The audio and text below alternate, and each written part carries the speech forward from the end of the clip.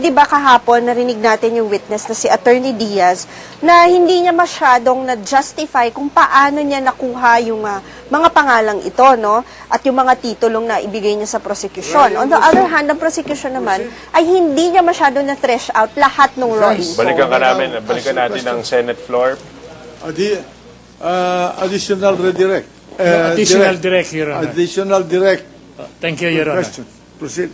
Good afternoon, Attorney Diaz. Good afternoon, sir. Good afternoon, Your Honors. In today's proceedings, it was determined that 15 titles, those TCT titles, involved in your certification that cover properties that do not belong to the Chief Justice. Am I right in understanding that? What titles are those, Your Honor? All right. They are namely CCT, ito ba?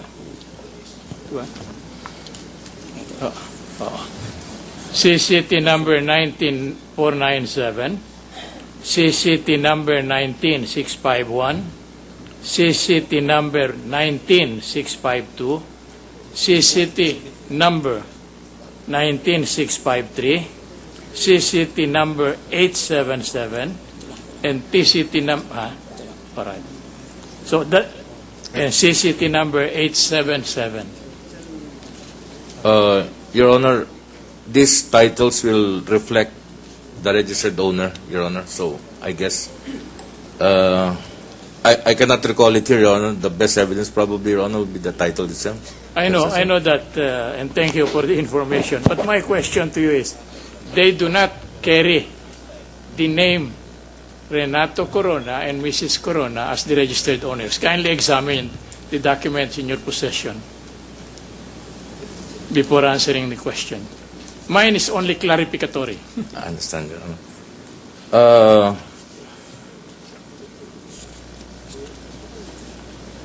Your Honor, please, it is true that it may not be under their names, but the transmittal letter that the undersigned sent to the address, Your Honor, covers other names. That's why there's a mention of Renato Corona et al., Your Honor. In the very title? In the transmittal letter, Your Honor.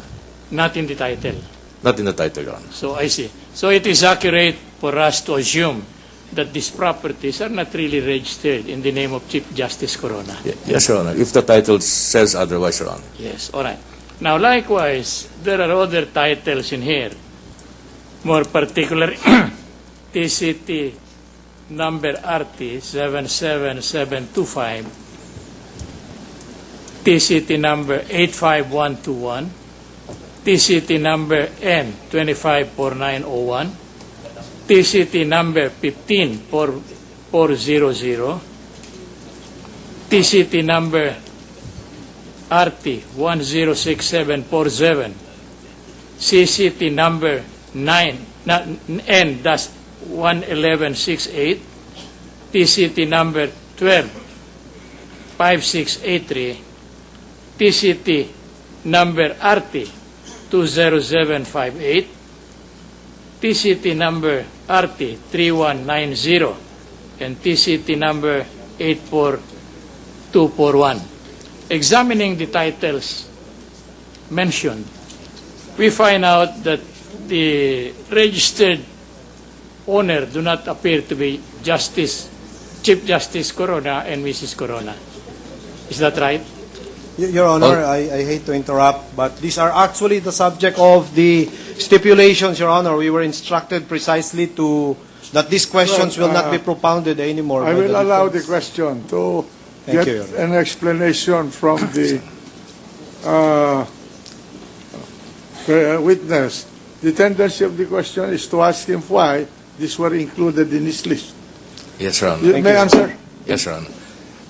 While the title itself, Your Honor, does not show that the registered owners are the Coronas et al., if you will trace, Your Honor, the council document for which these new titles are issued will have a bearing on the name search Corona et al., Your Honor. So, for instance, Your Honor, you mentioned number 24, Yes. that 154400. Let's have one example.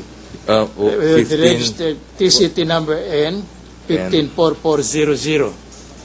And the registered owners appear to be spouses Angelina T. Castillo and Constantino A. Castillo.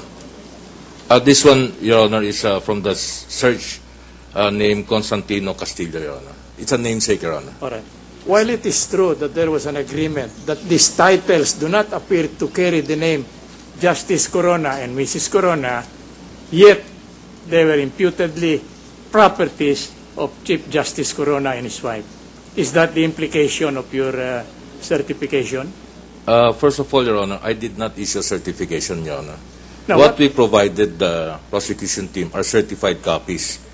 And the letter, transmittal, that I used, Your Honor, for the prosecution mentions, can I read into the record, Go Your ahead, Honor? please. Pursuant to your official request for information relative to the real estate properties registered in the name of Renato Corona et al. Your Honor. So it is very clear that the request deals with the property, with the registered properties of Chief Justice Corona. For information relative to the real estate properties. So, And you replied to this yes, sir. communication. This is the official transmittal, Your Honor, of the documents that I mentioned earlier. Correct. Yes, sir. And kindly tell the Honorable Court where did you get the facts stated in that transmittal that you made? Your Honor, we object, Your Honor. This has been asked and answered during the direct examination yesterday, Your Honor. What is the question and what is the answer? Would you be kind enough to tell us? Let the witness answer.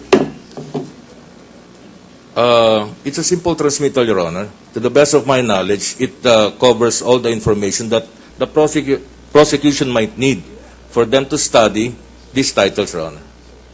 It's a research material, Your Honor, actually. So it's not an affirmation or a confirmation that the titles, that the properties covered by the title in the name of other persons really belong to Mr. and Mrs. Corona. Definitely, Your Honor. All right. These are materials for them to further study, Your Honor. So it is the prosecution. Did I understand you correctly that it is the prosecution's job to study these matters that you extended to them? Is that what I gather from you? I think, Your Honor, that I will not be in the best position to read their intentions, Your Honor. No, but the intention here is that whatever readout that the computer will show, I did not go over them one by one, Your Honor, because... But we were made to believe that the inquiry is in connection with the impeachment case, Your Honor. Yes, Your Honor.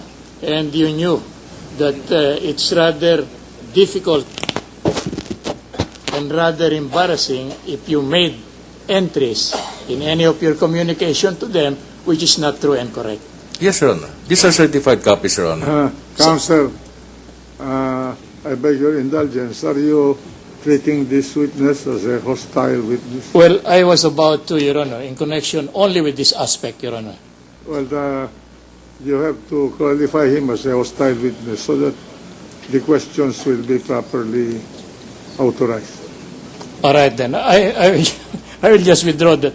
The question is relative to that fact, Your Honor. Okay. Now, kindly tell us whether you have a hand in the examination of the title covering the Burgundy property. May I see clarification of the term used, Your Honor? You have a hand? Meaning you participated, or what is your participation? I collated the certified copies that was forwarded to my office, Your Honor, and I formally transmitted this through a letter to the prosecution team. Forwarded to you by the Register of Deeds. Yes, Your Honor. Of the particular place where the property is situated. Yes, Your Honor. You did no more, no less. Yes, Your Honor. All right. On the basis thereof, it was made to appear that this property is owned by Burgundy Realty Corporation, per your communication sent to the inquirer, to the party inquiring. What title, Your Honor? CCT number and 11168. That's only an example. I just merely transmitted these documents, Your Honor, as they are, Your Honor. As they were reported to you by the Yes, Your Honor. corresponding register of deeds, where the property subject matter of the inquiry is located rather. Yes, Your Honor. All right. Now, you therefore cannot. No, that will be all, Your Honor. That will be all. No more questions? Mr. President, No more questions? there are, Mr. President, from Senator Miriam, Defensor No, Santiago. I'm asking the defense counsel. Yes, Your Honor. I'm through with the witness. All right. On my additional direct, Your Honor. No cross? No cross, Your Honor. All right. Who, the lady from, who among the judges, the gentle lady from Iloilo. Thank you. Attorney Eulalio C. Diaz III. You're a graduate of the Ateneo Law School and a registered lawyer. Why am I not impressed? What I mean is, by your testimony yesterday afternoon. Let me see. I'm going to ask you certain questions to test your credibility. You're classmates with the president in grade school, is that correct? Not in all the years, Your Honor, because we have several sections, Your Honor, but we are batchmates, Your Honor. In grade school? Yes, Your Honor. All right. Then, you volunteered to work in his legal team when he ran for president. Is that correct? As a volunteer in the campaign, Your Honor. You're a volunteer.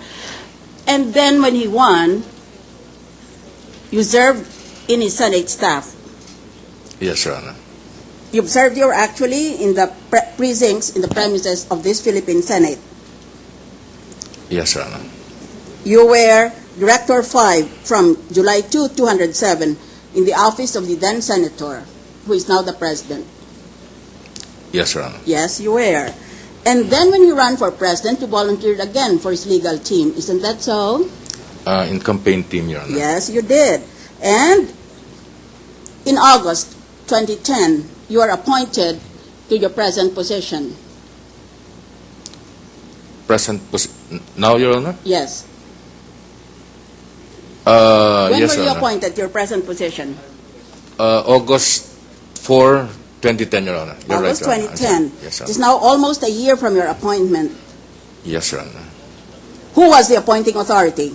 The President, Your I Honor. didn't hear you correctly. Who was your appointing authority? The President, Your Honor. The President.